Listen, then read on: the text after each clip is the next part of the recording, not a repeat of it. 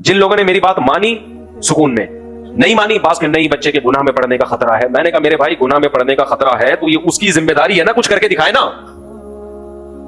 गुनाह में पड़ने के खतरे की बेस पे किसी और की बेटी को भेंट थोड़ी चढ़ा सकते हैं। आपके गुनाह में पड़ने का खतरा है, कोई नान नफका कोई जिम्मेदारी नहीं, और आपने लड़की वालों को उल्लू बना के ले आए, आप उसका खर्चा पानी नहीं दे रहे। ससुर आपका पूछ रहा है कमबख्त मेरी बेटी का खर्चा तो उठा, ये खर्चा तो नहीं है, तो शादी क्यों की? गुनाह में पड़ने का खतरा था मुझे खतरा यह था कि किसी गुनाह में मुब्तला वो कहेगा तौलीद में वक्त लगा लेता कुछ और, हमारी बेटी को क्यों, उसका मुस्तकबिल तूने क्यों भेंट चढ़ा दिया। मैं समझा पा रहा हूं अपनी बात, नहीं आ रही समझ। जितने बेवकूफ हम हैं नहीं जितने लोग हमें समझते हैं। तो वो जो मेरा बयान था ना मैं उसी में कायम हूं।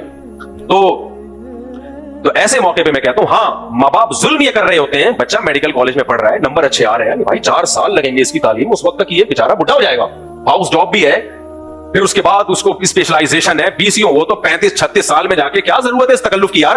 ये तो अंग्रेज करते हैं फिर 50-50 साल में जब फ्यूचर उनका मुस्तकबिल होता है। वही बात है कि जब दांत थे तो बादाम खाने के पैसे नहीं थे, अब जब बादाम खाने के पैसे आए तो मुंह में चबाने के दांत ही नहीं है।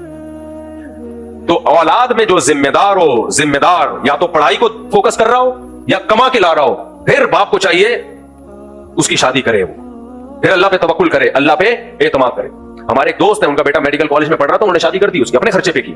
कोई बात नहीं यार, मेरा बच्चा है, बुराई से बचेगा, पढ़ाई को फोकस करेगा, आज नहीं 6-8 साल के बाद कमाई लेगा ना, तो जहां इतना खिलाया और खिला लो, एक बहू आएगी 2 रोटी ज्यादा खा लेगी। इसमें भी लोग कंजूसी करते हैं, फिर मुझे बहुत बुरा लगता है।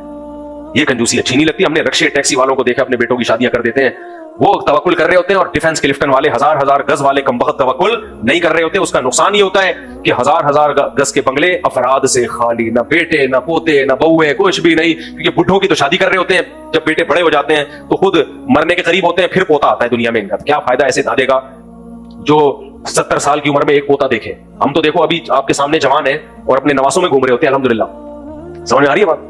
बच्चों की रौनकें अलग हैं, नवासों की मुझे नाना नाना कह रहे होते हैं, हाँ मजा आता है। दादा की अभी तक रिपोर्ट आई नहीं है, वरना दादा कह रहे होते और ज्यादा मजा आता। यही तो है यार, आदमी जवानी में जो है अभी जो पराठे खाने की उम्र है उसमें इंसान जो है बच्चों की खुशियों को एंजॉय करे।